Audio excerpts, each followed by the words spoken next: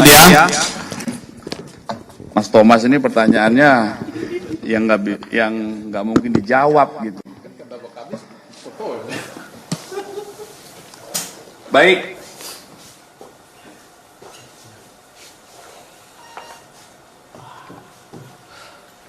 Rekan-rekan, kami izin menyampaikan update tentang penanganan perkara dugaan tindak pidana pencemaran nama baik dan atau fitnah dan atau manipulasi penciptaan, perubahan, pengerusakan informasi elektronik yang dianggap seolah-olah data yang otentik dan atau mengubah, mengurangi, melakukan transmisi, merusak, memindahkan, menyembunyikan suatu informasi elektronik milik orang lain.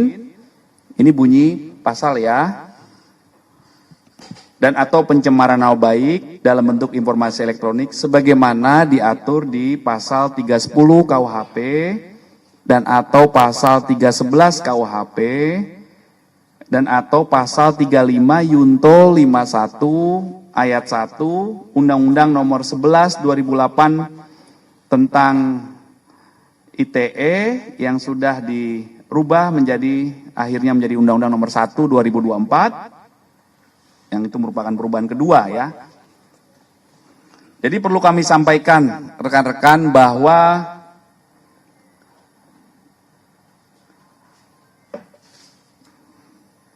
terlapor dalam kasus yang dilaporkannya adalah dalam penyelidikan.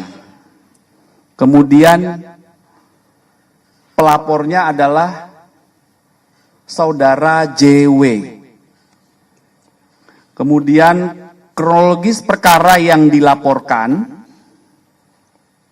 ya, kronologis perkara yang dilaporkan adalah pada tanggal 26 Maret 2025 di sekitar Karet Kuningan, Jakarta Selatan, pelapor selaku korban mulai mengetahui adanya video melalui media sosial berisi pernyataan fitnah dan pencemaran nama baik dengan pernyataan ijazah palsu S1 dari sebuah universitas milik pelapor atau korban, yang selanjutnya pelapor meminta kepada ADC atau ajudannya dan kuasa hukum untuk mengumpulkan bukti-bukti dari berbagai media sosial dan mengingatkan kepada pihak yang membuat pernyataan dan konten berisi fitnah dan pencemaran nama baik tersebut sebagaimana yang dinyatakan diantaranya oleh yang pertama RHS, yang kedua RSN, ya, yang ketiga TT, yang keempat ES, dan yang kelima KTR. Atas kejadian tersebut, korban merasa dirugikan hingga pada tanggal 30 April mendatangi SPKT Polda Metro Jaya untuk dilakukan proses hukum. Setelah menerima laporan ini, Polda Metro Jaya menindaklanjuti. Dalam hal ini, tim penyelidik dari Subdit Kamnek Ditreskrim Polda Metro Jaya.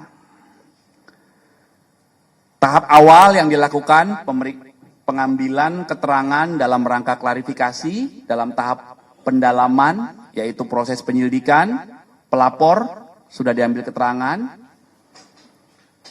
Sampai dengan hari ini setidaknya ada 24 saksi yang telah diambil keterangan dalam tahap pendalaman di proses penyelidikan.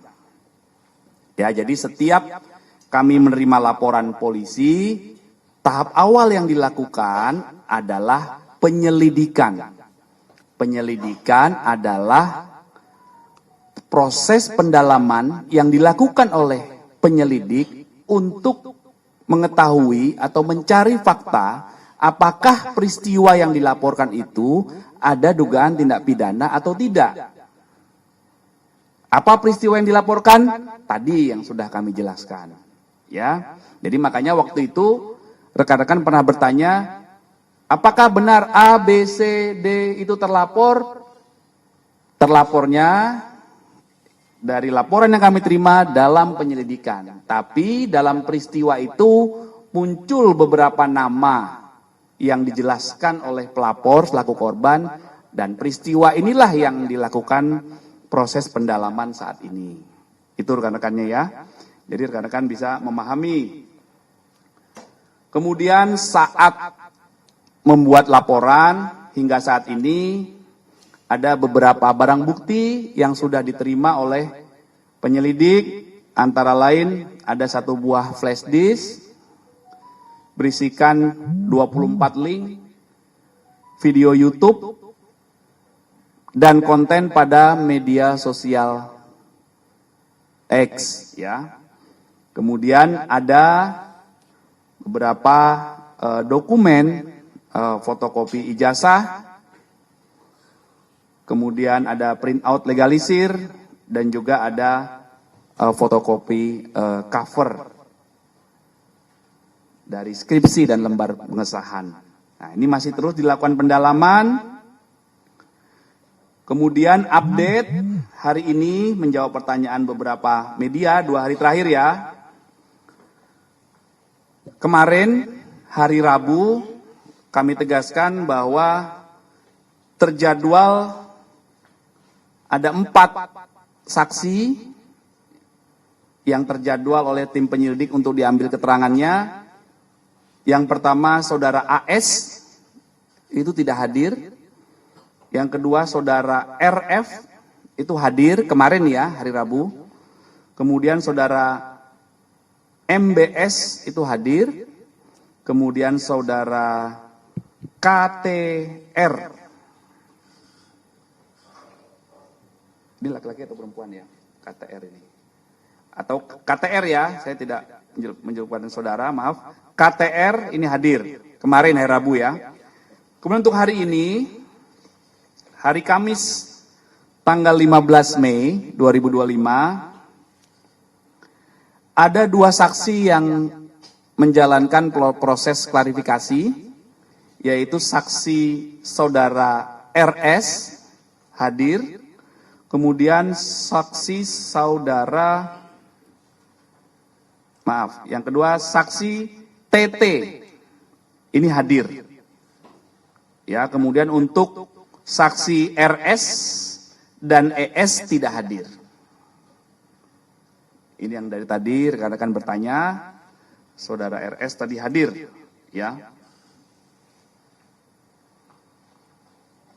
Itu rekan-rekan update-nya, jadi mohon waktu, ini proses masih berjalan, ada update, nanti silakan kita komunikasi lebih lanjut ya. Oke.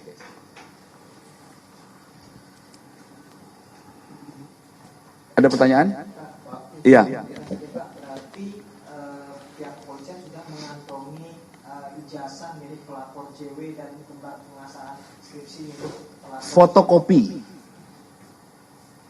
Tadi saya jelaskan fotokopi. Fotokopi ya. Oke. Ini masih tahap penyelidikan. Kemarin Pak Abraham Samad menyebutkan jika dirinya belum mendapatkan panggilan pihak kepolisian, dan juga dia merasa heran karena dihubungkan dengan kasus ijazah tudingan ijazah Jokowi ini. Dari kepolisian, apakah memang benar memanggil Pak Abraham Samad juga atau tidak, Pak? Penegasannya juga. Bentar ya.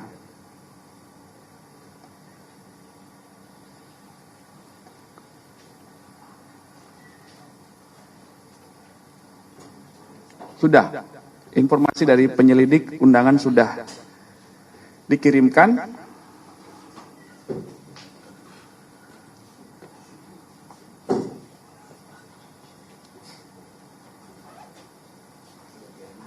saksi adalah orang berdasarkan fakta yang ditemukan oleh tim penyelidik. Jadi saat ini tahapnya namanya penyelidikan.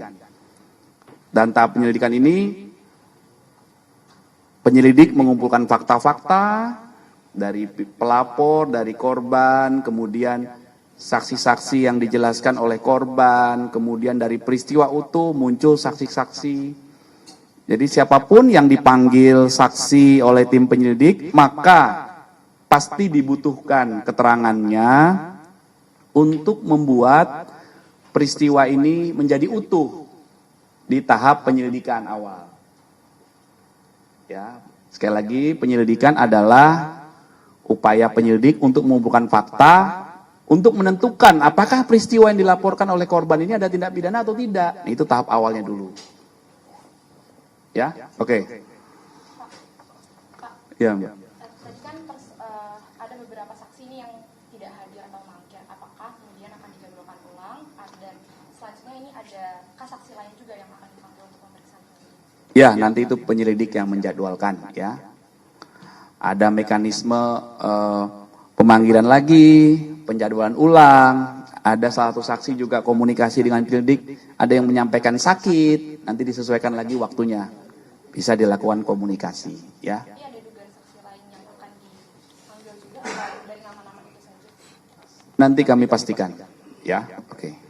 Pak, kalau dari Polda sendiri akan seperti Bareskrim kira-kira. Kami kan tuduhan ijazah palsu akan diperiksa juga keautentikan ijazah palsunya si pelapor.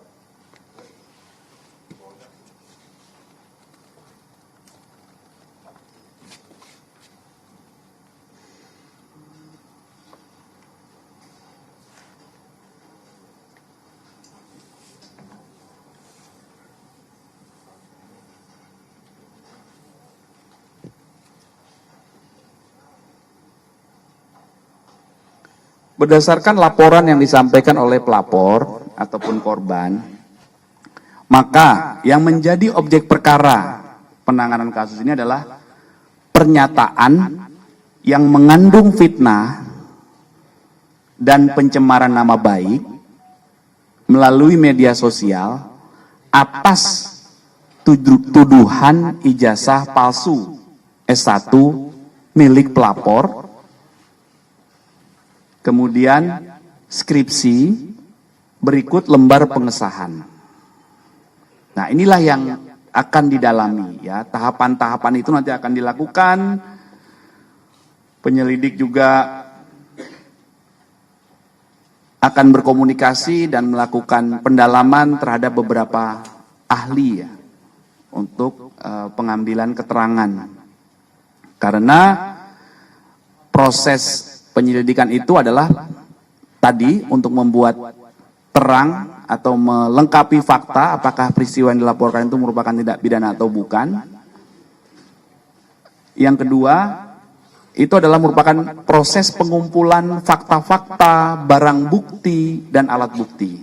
Ya, sehingga beberapa barang bukti nanti akan diuji, beberapa alat bukti dikumpulkan, makanya nanti membutuhkan keterangan beberapa ahli. Ya, tuh update-nya rekan-rekan. Izin Pak, ada beberapa pertanyaan. Yang pertama, ini kan tadi kan udah ada yang selesai diperiksa ya Pak. Nah, dan Bapak tadi menjelaskan kalau dalam laporannya itu memang disebutkannya terapornya adalah dalam lidik ya Pak ya.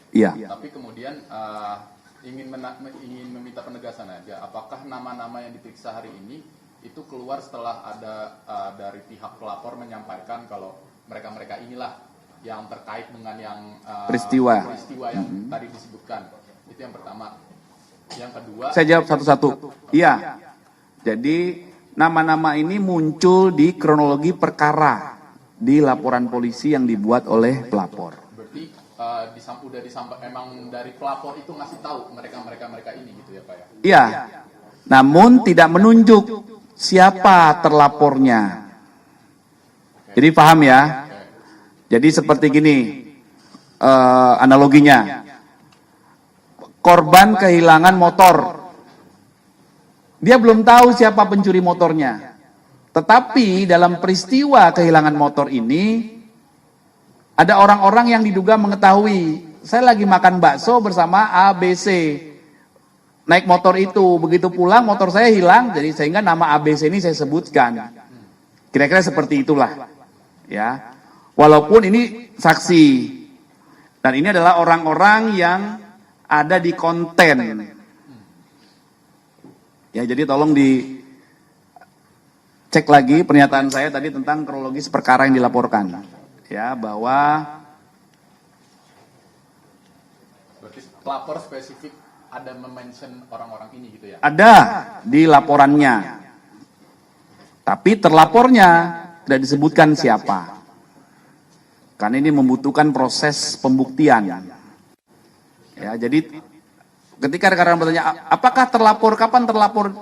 Ini bukan terlapor, gitu loh. Ini adalah saksi dalam sebuah peristiwa yang dilaporkan.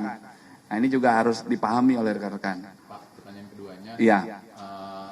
Tadi sempat dimention sama pihak yang sudah diperiksa, kalau surat panggilan dia itu spesifik terkait peristiwa di tanggal 26 Maret. Dan Bapak tadi mention dalam peristiwa di 26 Maret itu ada kegiatan yang berisi memberikan fitnah dan segala macamnya. Iya. Jelaskan nggak itu ngapain sih Pak di 26 Maret itu? Kan tadi sudah saya jelaskan ya kronologinya ya. Maksudnya apa pergumulan apa yang terjadi di situ gitu loh Pak yang dibahas gitu. Kenapa?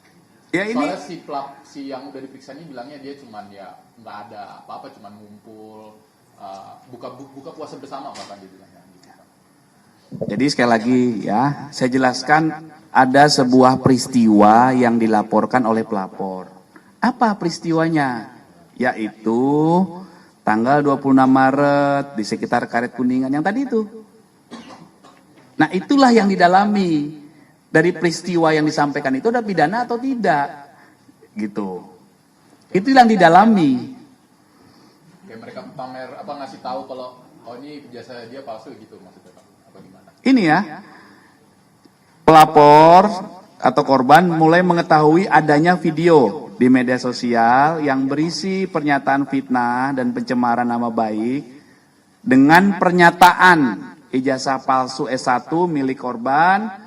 Selanjutnya korban meminta, ini kan kronologis, minta ADC dan kuasa hukum membuka bukti-bukti dan mengingatkan kepada pihak yang membuat, makanya dicatat ini, yang membuat pernyataan dan konten berisi fitnah dan pencemaran nama baik tersebut, sebagaimana yang dinyatakan di konten tersebut oleh saudara RHS. Itu loh, ini yang didalami peristiwa ini, yang dialami.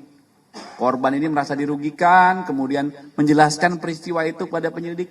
Inilah yang didalami, diungkap faktanya. Ini seperti apa faktanya? Ada nggak dugaan tindak pidana di sini? Itu namanya tahap awal penyelidikan. Nanti faktanya apa? Ya itu tergantung dari pengumpulan fakta-fakta oleh tim penyelidik. Nah, jadi paham ya? Jadi itulah sebuah tahapan atau proses yang sedang kami lakukan.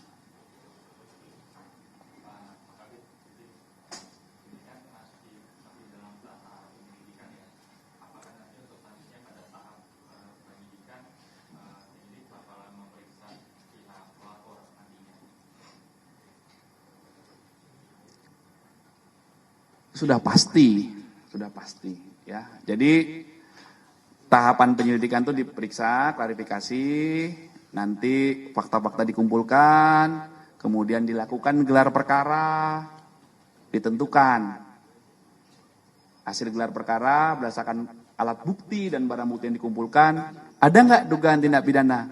Kalau ada dugaan tindak pidana, ditingkatkan statusnya menjadi penyidikan. Setelah penyidikan, pelapor diperiksa lagi, di BAP namanya.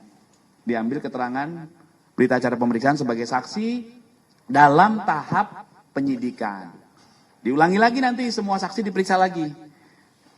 Inilah hukum acara yang diatur di hukum acara pidana dalam tahap penyidikan. Jadi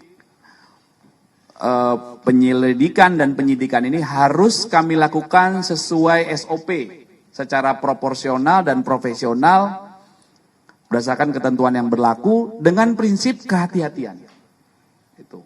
Ya, jadi selalu tahapannya akan begitu di semua laporan, Mas. Semua laporan akan begitu semua tahapannya, ya. Pak, berarti kita penyelidikan nih, kita tahap ini penyelidikan, Jokowi bakal dipanggil lagi nggak Pak? Kan dia kan baru awal pas buat RP. Nanti penyelidik yang mempertimbangkan. Dia ada peluang ya? Penyelidik yang akan mempertimbangkan. Ya, berdasarkan fakta-fakta yang dikumpulkan. Ya, oke. Kalau dosen pembimbingnya Pak Jokowi bakal dipanggil nggak Pak?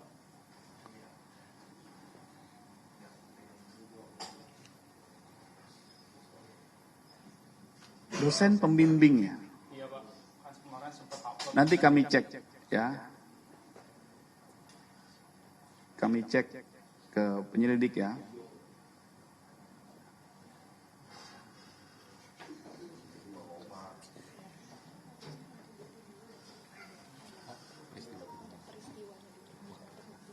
Oke?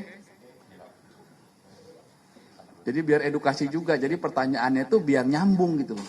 Jangan yang pertanyaan yang salah, yang jawab bingung nanti. Ya, oke? Tapi sejauh ini pertanyaannya keren-keren. Selalu menimbulkan angle baru. Keren.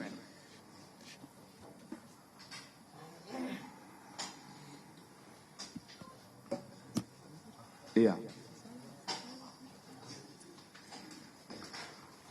Oke? Boleh nanti kalau ada yang kurang jelas boleh ditanyakan. Tapi kalau kadang terlambat itu kami butuh waktu verifikasi. Saya diajarin Mas Thomas sama Mas Adi, akurasi lebih penting Pak, hati-hati. Akurasi lebih penting dibanding kecepatan menjawab. Benar nggak? Terima kasih rekan-rekan, hati-hati di jalan ya. Oke, terima kasih. Adi itu mah bahasa Adi, Pak.